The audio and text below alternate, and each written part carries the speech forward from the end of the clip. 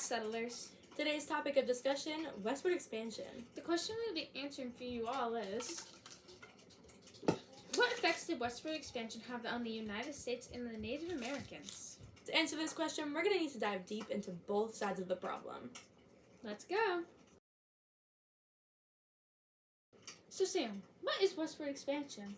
Westward expansion started in the 1870s when a mass amount of Americans were moving west into native land. To start, we're going to go over some push and pull factors. And if you don't know what those are, push factors are those that encourage a population to leave its home, and pull factors are those that draw a population to another area or place. For the push factors, we had Manifest Destiny, which was basically the idea that all white Americans were destined by God to own all of North America. We also had leftover effects from the Civil War, overcrowding, and the lack of a land available to use. For the pull factors, there was lots of available, cheap, or even free land that you could start a life on. There was money, and there were railroads, so they had easy transportation to get there and go back if they wanted to. Unlike before, when they had to travel weeks to get to the west, and most of them would stay because the journey back was just way too long. So now that we have talked about the push and pull factors, we need to talk about the potential sources of conflict, the things that have caused tension between both parties. First, the differences between religions. With religion, Americans were something known as monotheistic, meaning they only believed in one God, while Native Americans were polytheistic, meaning they believed in more than one God. So every tribe could have their own beliefs. That's pretty interesting. Another big thing that caused major fighting between the Native Americans and the Americans was land.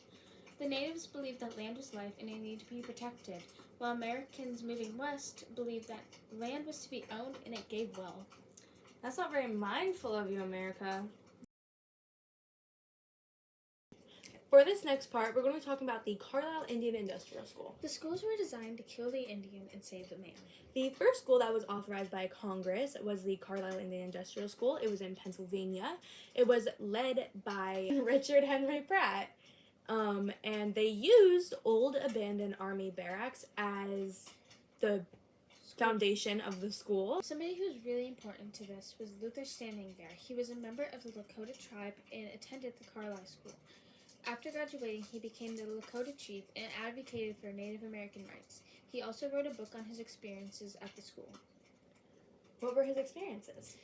He wrote a lot on his experiences, very detailed. He wrote some things like saying like they had to cut their hair, they wore like European style clothing, they changed their diets, to which some of them had starved, and they changed their names immediately, and they were only allowed to speak English.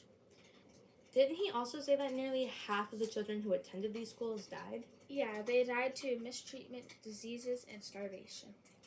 Wasn't there also someone else who was very important to this topic? His name is Ellis B. Chalmers.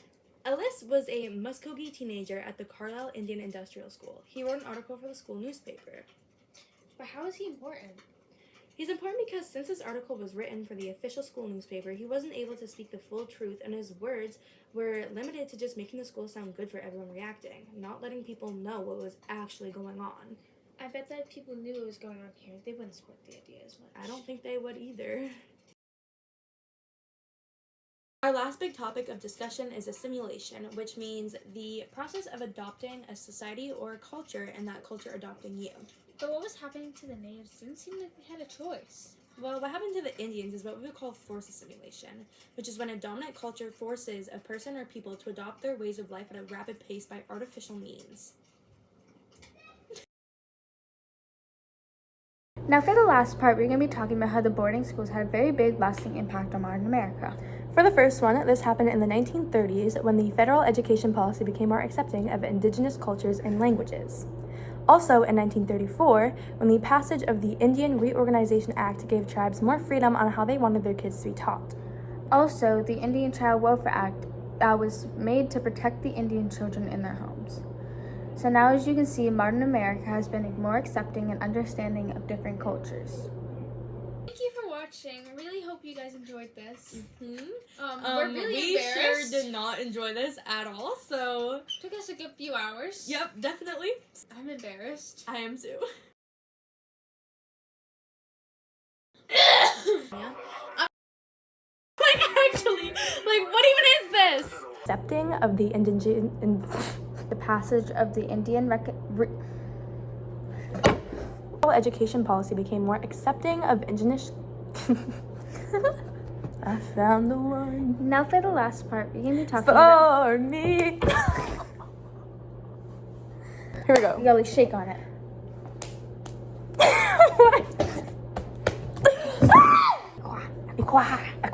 Education policy became more accepting of indigenous.